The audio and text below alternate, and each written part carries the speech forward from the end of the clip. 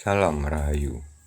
Konten kali ini masih terkait dengan keputusan Prabu Ramawijaya yang mengangkat Hanoman jadi intel untuk mengumpulkan setiap data yang terkait dengan kondisi dan situasi di Alengka, termasuk situasi dan kondisi pribadi Rahwana serta Dewi Sinta. Kabar Hanoman diangkat jadi korlap intel itu didengar juga oleh Anila anak tiri Sugriwa. Intinya, Anila cemburu karena merasa diremehkan kemampuannya oleh Sugriwa maupun Ramawijaya yang memutuskan mengangkat Hanoman jadi korlap intel. Tiap hari Anila tidak hentinya memikirkan keputusan Ramawijaya dan Sugriwa dalam menetapkan Hanoman jadi intel untuk mengumpulkan data informasi di wilayah Alengka. Pagi ini Anila duduk di atas batu besar di bawah pohon rindang yang sedang berbuah. Sambil nyemil buah, matanya menerawang ke pintu gerbang negeri Ayodhya. Dalam tatapannya, gerbang negeri Ayodhya itu tiba-tiba menyusup pertanyaan ke pikirannya, mengapa bukan saya yang ditunjuk sebagai korlap ya? Selama ini seberapa jasanya Hanoman bagi negeri Ayodhya dan keselamatan Prabu Ramawijaya? Belum ada, pikir Anila. Apa mereka pikir Hanoman lebih tangguh dan berjasa ketimbang saya? Goda pikiran Anila. Anila lalu menghela napas, tapi matanya tetap tertuju pada gapura negara Ayodhya yang berbatasan langsung dengan negeri Kiskenda. Ternyata Anila duduk di batu besar itu untuk menghadang atau mencegat Hanoman yang akan mengikuti pertemuan massa untuk menggalang relawan perang dengan Alengka. Cuma Anila keliru sebab jadwal pertemuan massa itu diundur besok pagi. Sehingga dari pagi hingga sore ini, Anila manyun duduk di bawah pohon menunggu Hanoman.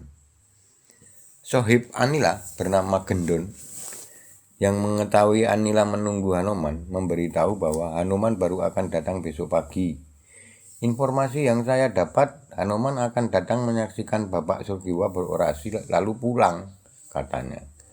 Tapi nggak perlu kecewa, kita hadang rame-rame ketika besok akan pulang, kata Gendon.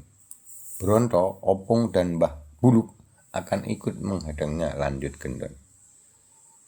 Anila tersenyum lalu berkata, ya kalau dia jalan kaki menuju gapura negara, nggak apa-apa.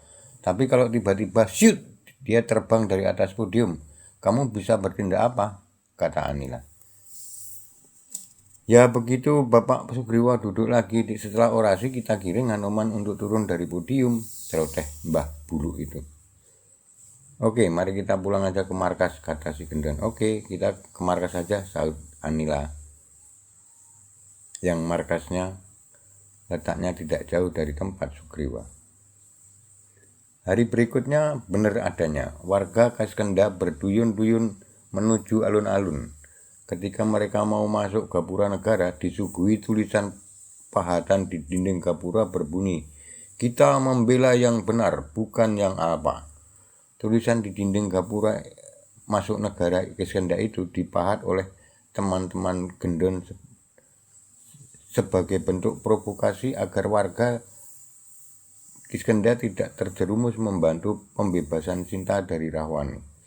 Karena menurut si Gendon dan kelompoknya, Rahwana dapat menggondol Sinta itu akibat kealpaan Rama menjaga istrinya. Tapi ternyata warga Kiskenda tidak terpengaruh oleh provokasi visi Gendon. Warga lebih percaya ucapan Sugriwa sehingga yang datang ke alun-alun pun melimpah. Sementara itu di alun-alun Kiskenda sudah banyak pedagang makanan minuman yang menggelar lapak di bawah pohon yang mengelilingi alun-alun. Ada pedagang es sirup, kelapa hijau, ada juga jual pecel, lauk tempe, bacem, dan kerupuk. Ada pedagang mainan kitiran kertas warna-warni, ada pedagang pisang, mangga, juga kacang godok. Ada juga yang jualan tulup atau sumpitan, serta seruling bambu. Komplit, tidak lupa ada juga pedagang angkringan khas Kiskenda. nasi sate kikil paha buaya. Warga juga sudah mulai berdatangan berdiri di rerumputan, serta ada beberapa yang nangkring di dahan pohon matwa serta angka yang berada di pinggir alun-alun. Ada juga yang nangkring di pelapa pohon kelapa. Di alun-alun itu lalu tampak seperti tempat festival. Alun-alun itu tampak seperti tempat festival. Di atas podium yang telah disediakan oleh pihak istana, tampak Sugriwa duduk di kursi diapit Hanoman dan Anila. Matahari mulai merangkak naik ke angkasa dan suhu cuaca mulai menyengat. Sugriwa pun bergegas ke atas podium dan berorasi yang intinya meminta warga Kiskendha membantu junjungan mereka Prabu Ramawijaya untuk mengembalikan permaisurinya Sinta ke negara Ayodhya. Kita akan diperkuat oleh Hanoman. Dia yang akan memimpin tim kecil yang akan kita buat Dia yang akan memimpin tim kecil yang untuk menuju Alengka dalam rangka mengumpulkan data informasi mengenai kekuatan Alengka dan Rahwana. Setuju? Teriak Sugriwa. Setuju, jawab warga bersahutan dan bergemuruh. Di sela-sela Sugriwa berorasi, Anila menyapa Hanoman. Hanoman, habis acaranya kita bertemu di markas di luar gerbang negara. Saya ingin membicarakan sesuatu, kata Anila. Oke, nanti kita bicarakan apa yang kamu inginkan, jawab Hanoman tanpa curiga. Acara penggalaman massa usai, Hanoman lalu mohon pamit pada Sugriwa sambil memberi isyarat pada Anila untuk pergi bersama-sama sesuai dengan apa yang mereka rencanakan. Di luar gerbang istana, teman-teman Anila sudah menunggu kedatangan Anila dan Hanoman. Intinya mereka berkomplot ingin ngebukin Hanoman. Man, siapa yang menunjuk kamu jadi korep Alengka? Jujur jawab, kata Anila. Ya Prabu Ramawijaya, jawab Hanoman. Kalau begitu saya dan teman-teman akan menguji kekuatanmu sebelum kamu ke Alengka, agar kamu yakin bahwa kamu memang punya kekuatan yang untuk mengemban tugas awal itu, kata Anila. Dan tanpa diduga oleh Hanoman, Anila menyerang Hanoman dengan dibantu teman-teman sesongkolnya. Buk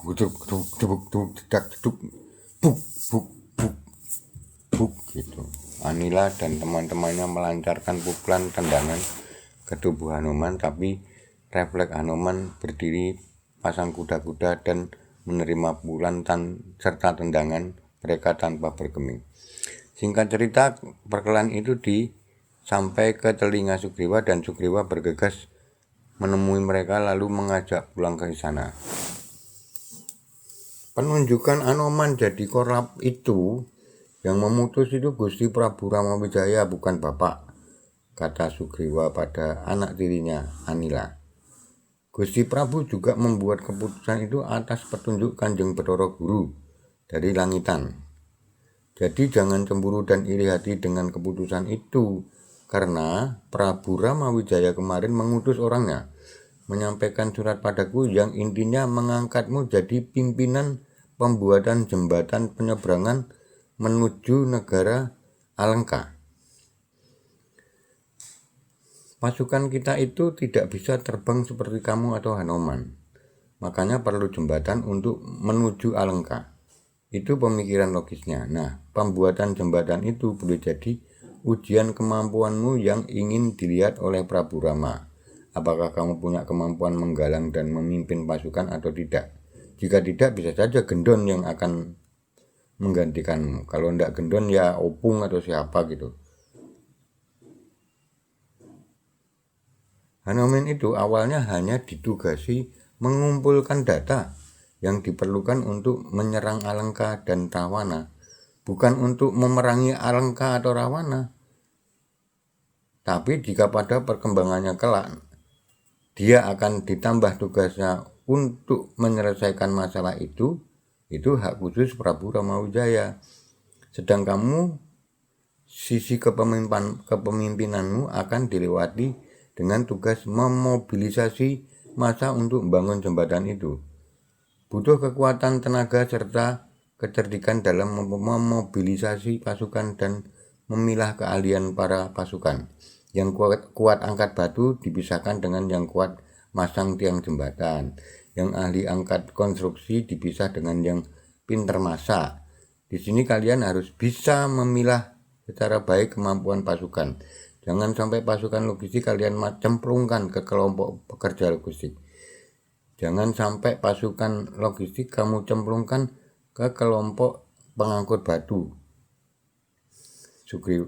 Kata Sugriwa sembari mengambil napas sebentar, lalu minum. Kemudian Sugriwa melanjutkan, saya dan Prabu Rama percaya fisikmu kuat karena kamu melatih bela dirimu terus-menerus. Sementara saya juga percaya pada Hanuman karena dia punya ajian penyamaran yang kamu tidak punya. Ajian itu dipunyai anugerah dari Kanjeng Gusti Guru. Jadi tidak usah cemburu atau iri maupun kecewa dengan keputusan yang telah diambil oleh Prabu Ramawijaya. Sebagai pemimpin, semua sudah dalam kalkulasi pertimbangannya. Nah, sekarang kalau kamu dan temanmu jadi babak belur begitu, sementara Hanuman tidak bergeming apapun, itu sudah menunjukkan Hanuman punya kekuatan untuk menerobos Alengka. Jadi silahkan bermaaf-maafan saja, anggap aja kejadian tadi cuma guyon. Akhirnya mereka pun, Hanuman, Anila, Gendon, dan teman-teman saling memaafkan. Setelah itu Hanuman mohon pamit untuk pulang ke Kayangan, melaporkan kegiatan mobilisasi massa yang tadi siang. Baik, tapi tidak perlu kamu ceritakan mengenai kejadian keperkelahian tadi ke Kanjeng Gusti Guru ya, kata Sugriwa pada Hanuman. Ini saya indahkan, kata Hanuman. Lalu segera Hanuman menghentakkan kakinya terbang ke langit. Siut, langsung dipucuk gumpalan-gumpalan awan. Saya juga menghentakkan kaki terbang ke tempat tidur untuk istirahat.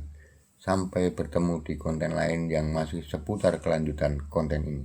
Salam Rahayu.